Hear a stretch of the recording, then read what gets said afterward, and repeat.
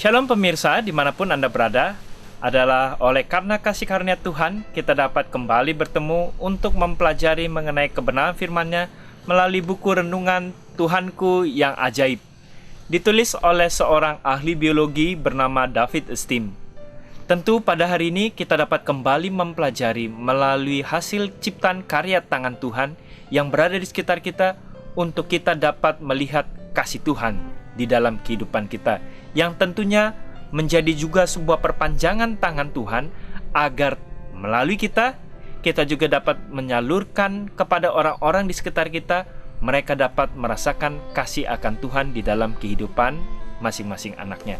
Untuk itu, sebelum kita memulai pelajaran kita pada kesempatan yang indah ini, undang setiap anggota keluarga kita, dan apabila juga ada orang yang berada di sebelah kiri kanan rumah kita yang rindu juga untuk belajar, tidak ada salahnya kita mengundang mereka. Sekaligus kita bersosial, yang terpenting kita dapat merasakan berkat melalui firman-Nya.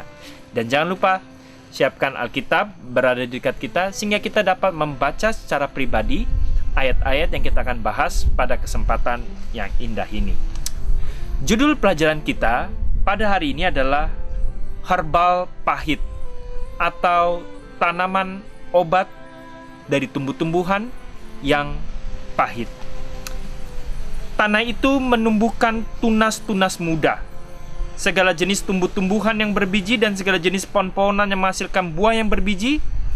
Tuhan melihat bahwa semuanya itu baik. Kejadian 1 ayat 12.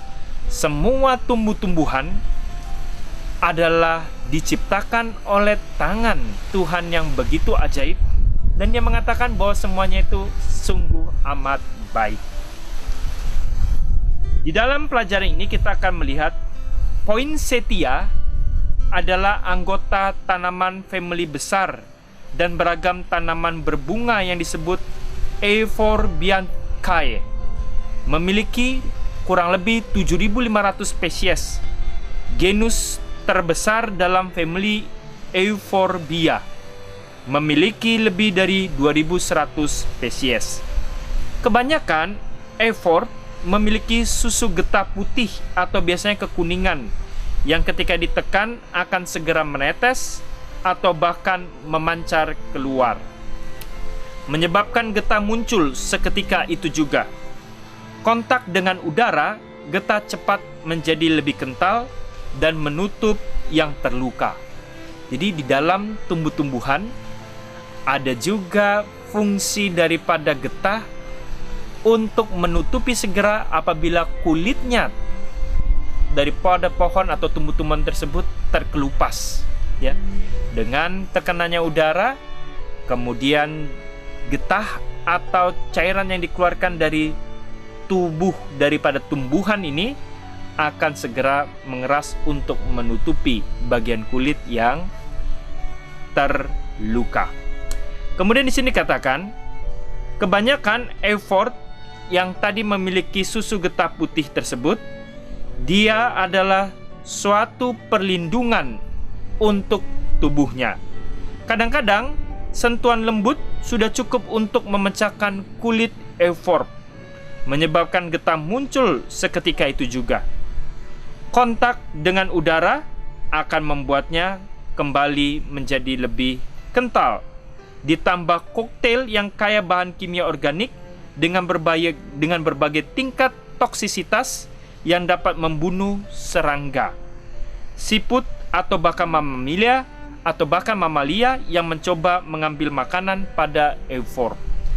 Jadi euphorb juga dia mempunyai suatu pertahanan, ya, dari getahnya tersebut, sehingga itu dapat membuat juga suatu sifat racun terhadap serangga-serangga ataupun mamalia yang hendak mengambil makanan dari tubuh euphorb itu sendiri. Banyak jenis getah susu dapat menyebabkan penyakit kulit yang parah atau diiritasi di bagian mata. Getah beberapa tanaman bisa 10.000 kali sampai 100.000 kali lebih menjengkelkan daripada capsaicin atau sengatan panas di dalam cabai yang pedas. Terkena getah euphorb di mata akan menyakitkan dan memengaruhi penglihatan selama beberapa hari, tetapi itu tidak akan berlangsung lama. Memakan bagian tanaman beberapa euforb dapat juga menyebabkan muntah atau perencanaan yang terganggu, tetapi tidak lebih dari itu kecuali Anda memiliki sensitivitas terhadap lateks, terhadap jenis karet. Euforb lain dapatlah sangat beracun. Jadi di dalam golongan euforb itu sendiri ada juga bagian-bagian yang sangat beracun. Jadi, apakah yang baik kalau begitu oleh tanaman bergenus Euphorbia? Ya, tadi kita lihat menghasilkan getah yang kadang bisa mengakibatkan bahaya yang fatal. Jadi, si penulis menanyakan apakah yang baik dari tanaman Euphorbia tersebut? Oleh karena genus ini begitu besar dan setiap tanaman menghasilkan berbagai macam jenis bahan kimia organik, euforb telah memainkan peran penting dalam terapi medis. Beberapa ramuan sebagai Euphorbia dijadikan sebagai otak rakyat selama ratusan tahun. Seseorang dengan cepat dapat menemukannya bahwa ekstrak euforb yang memiliki kekuatan untuk menenangkan gangguan pencernaan, menyembuhkan kronik dan kanker, membersihkan tubuh dari parasit usus, dan mengobati penyakit kulit, migrain, dan lain-lain sebagainya.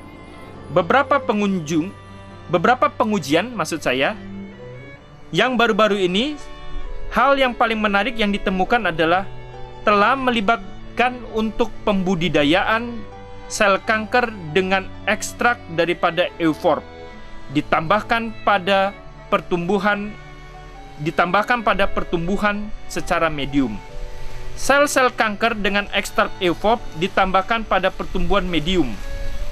Maksud saya, sel kanker gagal berkembang, sementara sel normal tetap tidak terpengaruh. Ya.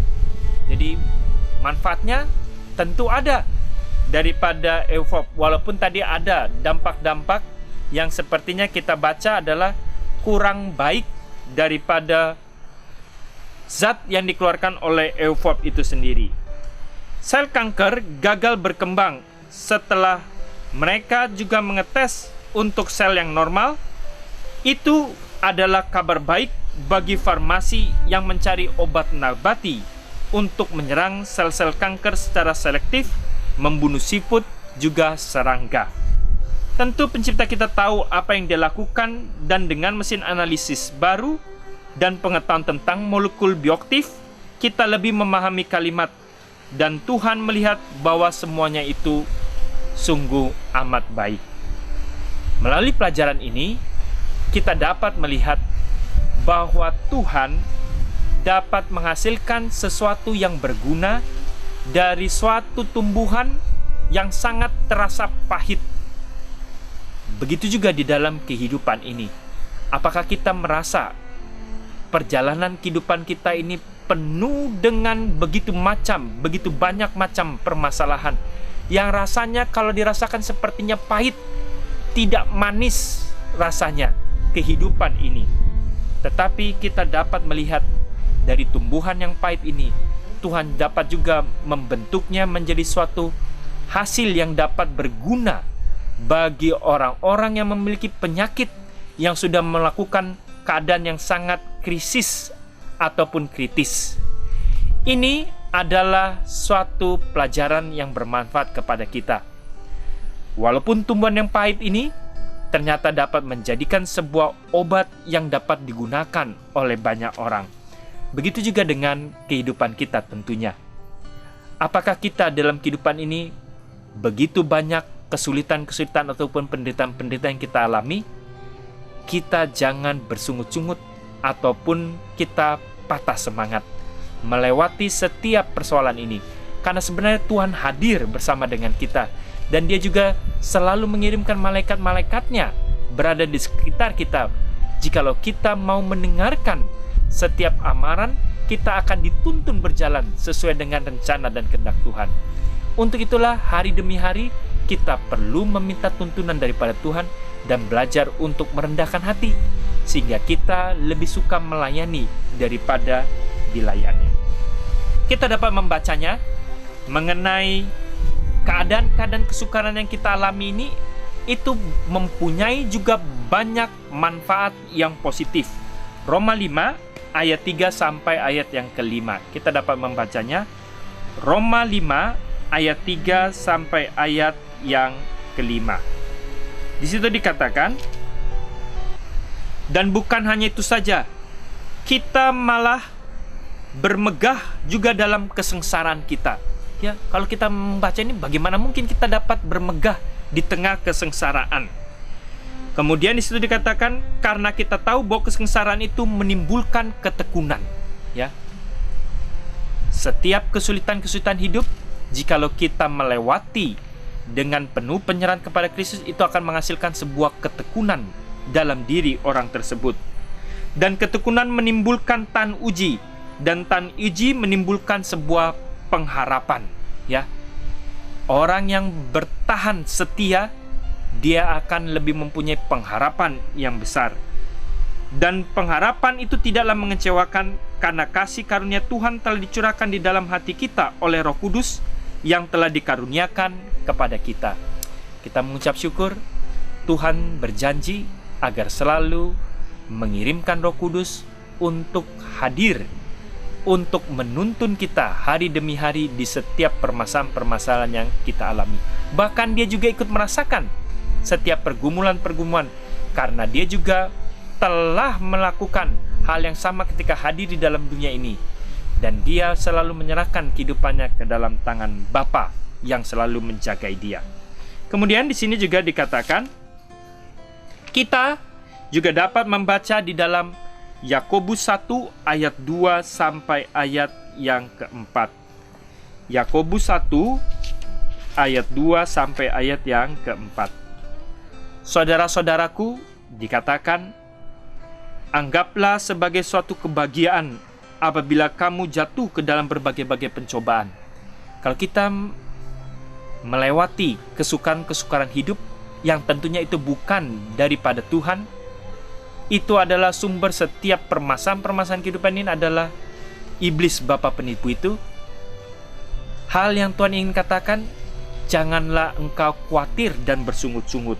Ya, anggaplah suatu kebahagiaan jikalau kamu jatuh ke dalam berbagai-bagai macam pencobaan, sebab kamu tahu bahwa ujian terhadap imanmu itu menghasilkan ketekunan. Sekali lagi, ujian iman, setiap permasalahan-permasalahan di dalam kehidupan ini, jikalau kita melewatinya bersama dengan Kristus, kita akan menghasilkan sebuah buah ketekunan. Dan biarkanlah ketekunan itu memperoleh buah yang matang, supaya menjadi sempurna dan utuh, dan tak kekurangan suatu apapun. Mengenai kerohanian kita, iman ini juga harus bertumbuh sebagaimana pertumbuhan fisik kita haruslah sebanding. Ya, sebagaimana fisik ini bertumbuh, mengenai kepintaran intelektual juga harus bertumbuh dengan senang membaca. Tentu hal-hal yang baik yang perlu kita baca. Dan selain itu juga kerohanian juga perlu bertumbuh.